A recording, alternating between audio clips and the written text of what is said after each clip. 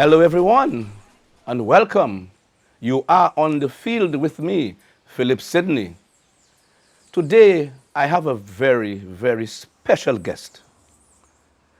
He was the former research officer in the Ministry of Agriculture, former Minister for Infrastructure, former Minister for National Security, former Minister for Agriculture, a retired farmer, I may say. And in 2022, he was knighted Knight Commander of the Order of St. Lucia for exceptional and outstanding service of national importance to St. Lucia. Ladies and gentlemen, it gives me great pleasure and honor to introduce my guest to you, my mentor, a great man, Sir Calixte George. Welcome to the program, sir. Thank you very much. Well, this is long overdue, sir. It's a while now we've been trying to get you. I know, because of various activities, we were not able, but I'm so happy to have you on my program today. You're welcome, most welcome. So, sir, in the deepest corner of your cerebral cortex, a seed was sown. It blossomed into a career in agriculture. Why a career in agriculture, Sir George?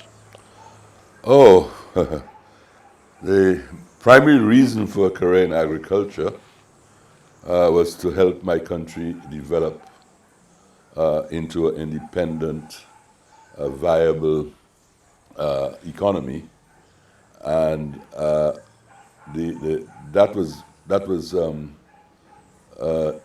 sort of brought out while I was at school, really, at St. Mary's College.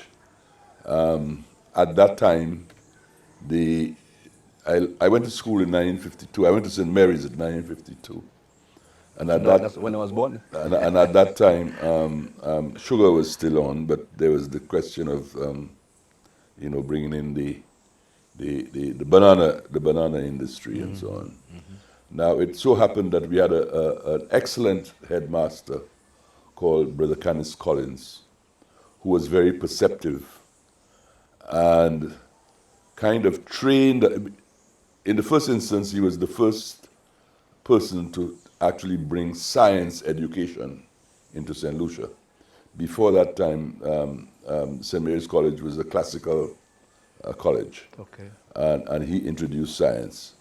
And he was instrumental in infusing a science orientation into our head, and also of its importance to agriculture, because agriculture was the bedrock of the economy of St. Lucia.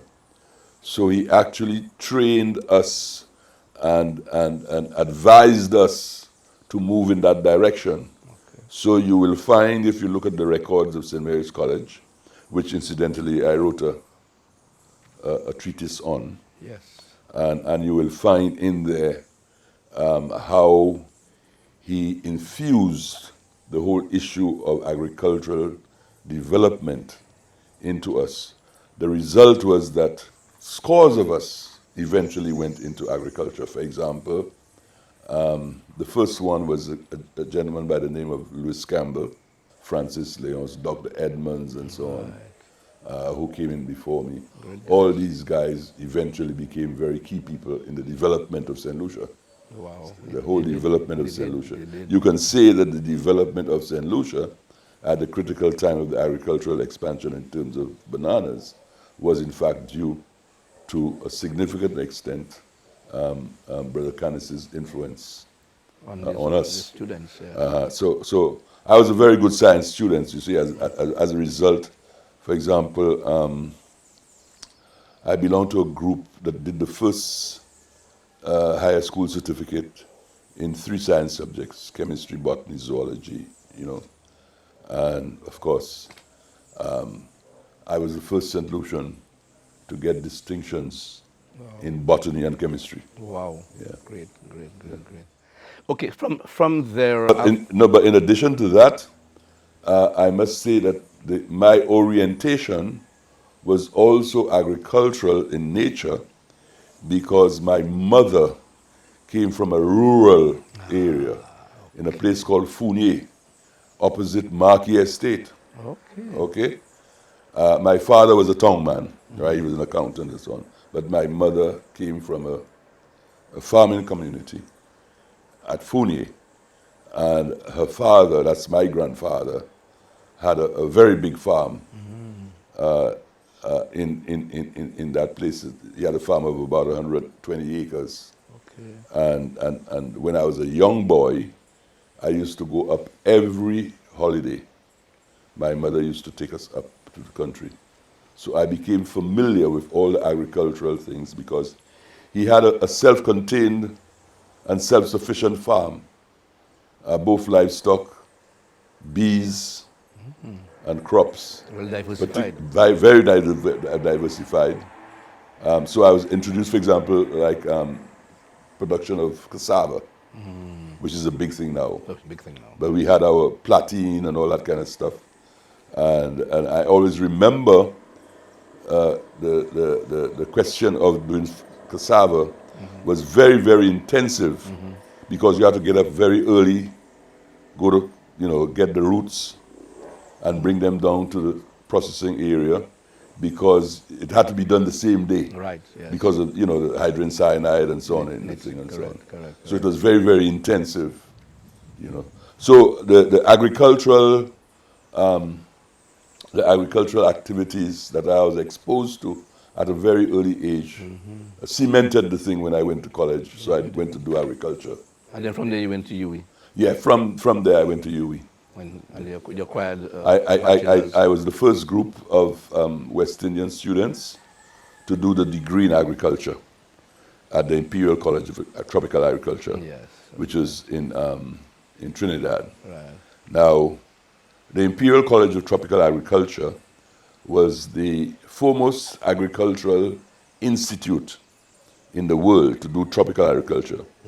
And that was controlled by the British government, who trained all her agricultural officers throughout the tropical world, from Fiji, to Mauritius, to India, the whole of Africa. So they used to be trained in that place. So in 1960, it changed to the University of the West Indies, University College of the West Indies.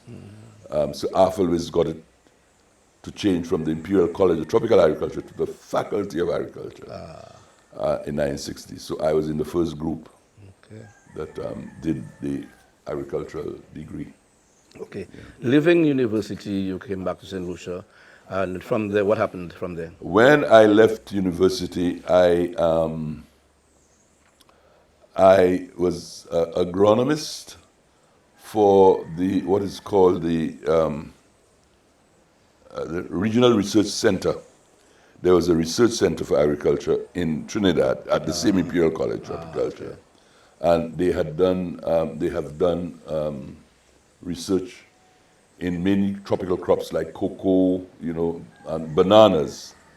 So I came to St. Lucia to do some experiments on bananas because bananas are just coming in, right?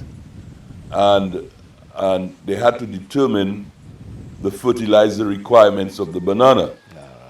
So I did some experiments throughout St. Lucia in the different agroecological zones. Bananas were grown for determining the requirements for nitrogen, phosphorus, and potassium, so that you could get a formulation to give to the farmers. So the first set of fertilizer formulations were determined, right, by us. There was a gentleman by the name of Ian Twyford, an Englishman, Yes, I remember that. who trained me in experimentation and so on and so forth. So I became very adept in terms of field experimentation, right? And of course, that stayed with me when I became research officer of the Ministry of Agriculture. Definitely. So after that, well, you would know about that because Yes. I think I trained you guys You also definitely trained me. in field experimentation Oh, as, yes. as Oh, well. yes. Uh-huh. So when I did that, then I left and went to England to specialize in soil science. So basically, really, I'm a soil scientist by training, Yes. by further training. Yes. Yeah. And then, And then I came back to St. Lucia and then became the research officer in the Ministry of Agriculture with responsibility for Union Agricultural Station. But in addition to Union Agricultural Station, I did experiments all over St. Lucia. Yes, sir. All over. I know that every, hole, so I to know. speak, Yes, yes. in St. Lucia. Because the first thing that you have to know is that the response of crops varies according to Soil type and soil type, environment, rainfall, ecological zone. the ecological zone. So whatever experiments that I didn't do it in one ecological zone. I had to do it in several ecological zones to see the responses that you would get for that particular zone. Yes, yes. I remember. In fact, when I came in as a cadet, I remember I had experimental plots in Lafac Delce, and we did peanuts. Yeah. And I remember planting peanuts, and all my hands were bruised, in that one soil. And Yeah, also, we had a lot of experiments all over the place. Yeah. For example, we did a lot of experiments on Irish potatoes. Irish potatoes, correct? Yes. I see they're doing some there now. I know. But we did all that All that experiments, already, exactly. and we knew the variety. We had taken varieties from Canada and also from the UK. And in fact, Mr. Leons had done it before me, and I continued. And then we did the Irish potatoes in different zones, for example, at Bath, Correct. right in the Soufrière area. Of course, in the low-lying areas like Union and so on, and at Vieux-Fort, these kind of areas. So, you found out where the best place was. In fact, Soufrière area was, in fact, the best place to grow. Yes, yes. To grow potatoes. Because of Irish the soil type and the climate too. the climate too has a lot to do with it. Yes, definitely. But I remember one of the things I remember you did. There were varietal trials. Oh yes. There were spacing trials. There were fertilizer trials. Right. I remember having what they call a guard row. All of Yes. Well, in fact, I'm not sure whether the present day guys in the Ministry of Agriculture. I feel disappointed. Yes. And in fact, even at my age, I'm willing to train them because there are certain principles that you have to follow if you have to make recommendations for farmers. Exactly. And the experiments have to be properly designed and executed. And the results have to be analyzed statistically. Correct. All right? Yes. And I think I taught you all some statistics Yes, as well. we did, yes. How to interpret the results that you get, and so on, And that is where you talk about the guardrails that you talk about. Yes. In doing the plots, you cannot, first, the soil type is important. Yes. Yes. Now, in St. Lucia, we have about 53 or 54 soil types.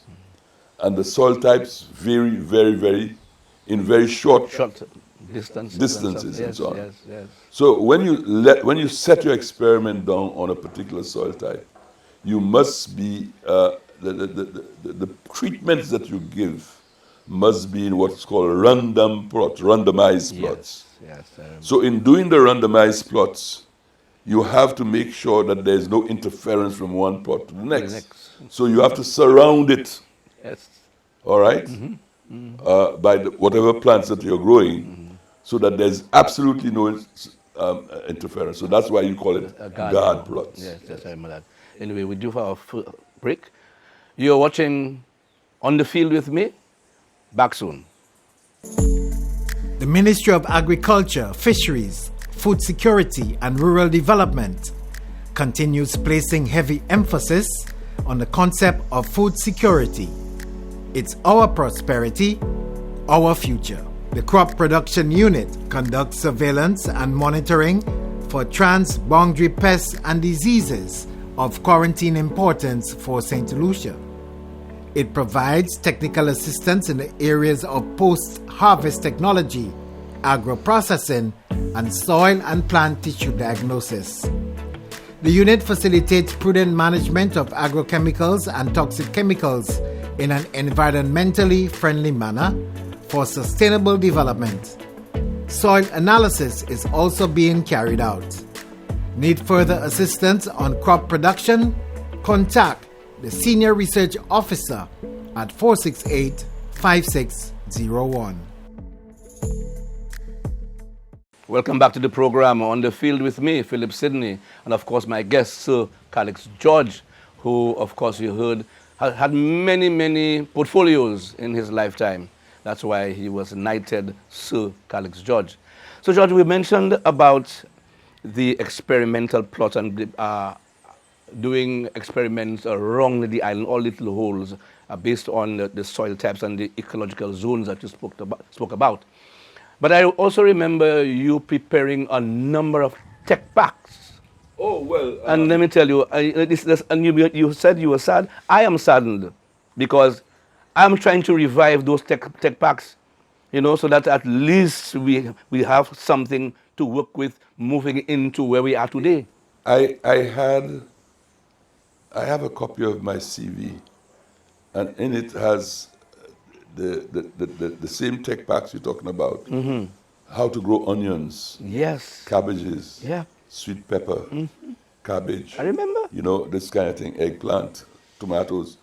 So the results of the experiments that I did, that we just talked about, the field experiments in different places, gave us the information that was necessary to do the tech packs. Right.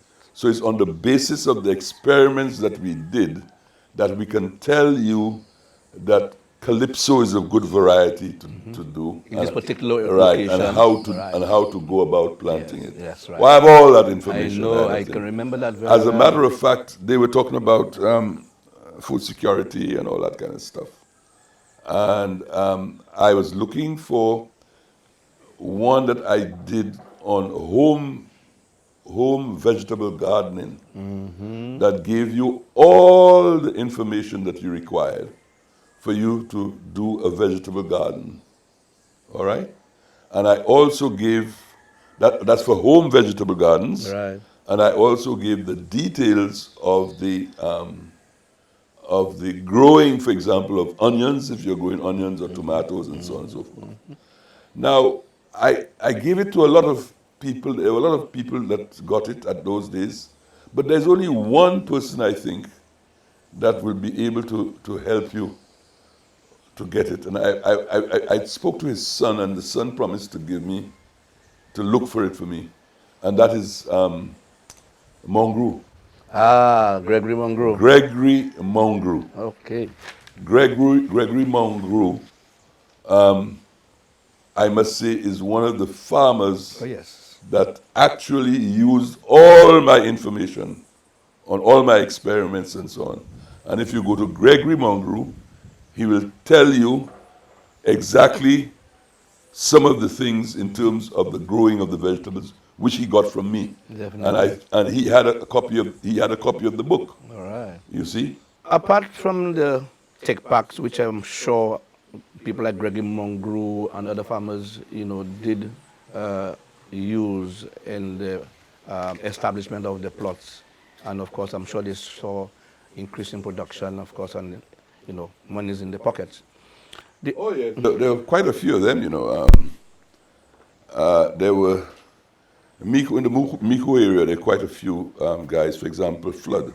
Yes, I remember that. Flood went into it and was growing. I remember cabbage. Cabbage. Yes. He had a real great thing around the. I remember that. The Vigier River. He used irrigation and all that kind of stuff. There were some guys from Miko as well. Mr. Reynolds, I think his name. and there were,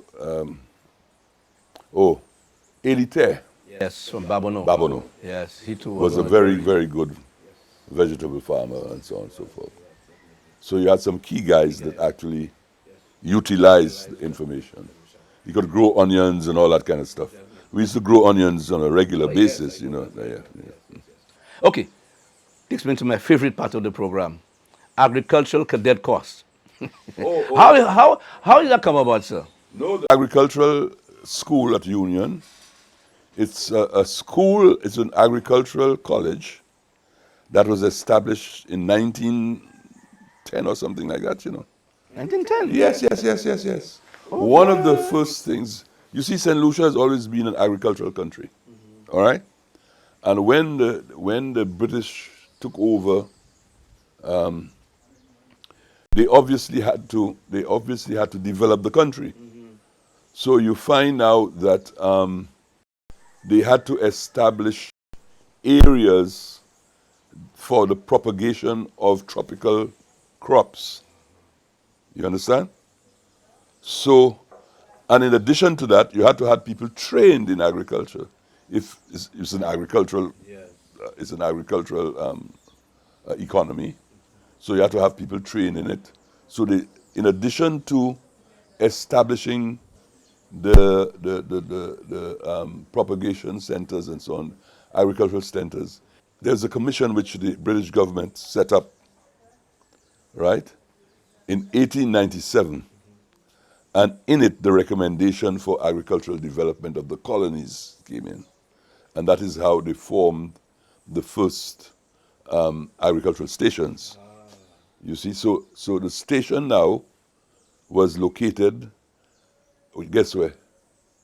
In the gardens? In the gardens. That's right, yes. And the office of the superintendent of agriculture is still there in the gardens. Yes, it is. You see the building. Yeah, they used for the what's it, Red Cross at the time? I don't know what they're using it there now, but that wooden building there in the gardens was where the first agricultural station was. And in there, they also taught, the agricultural school was established. You see? So it came from there and went up to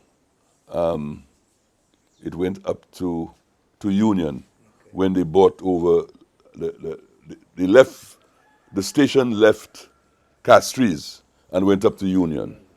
Okay? So that's how Union Agricultural Station came in. So Union Agricultural Station, right, is really a replacement for the botanical gardens.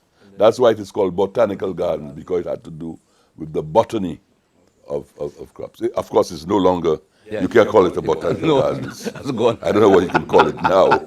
Fragrant City.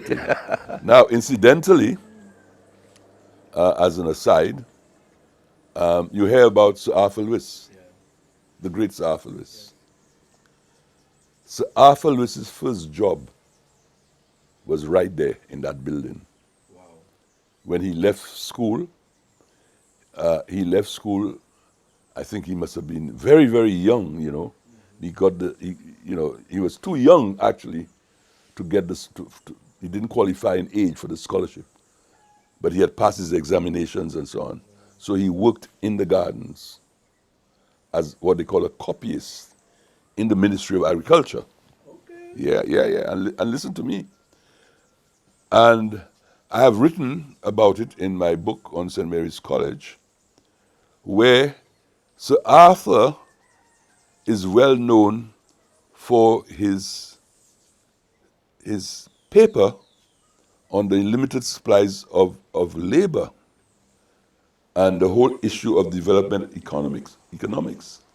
All right. My thesis is this, that Sir Arthur got to know that from the time he worked at the Ministry of Agriculture in St. Lucia, because in there he had to be exposed to the big farmers, the big plantation owners, as well as the peasantry that was just growing.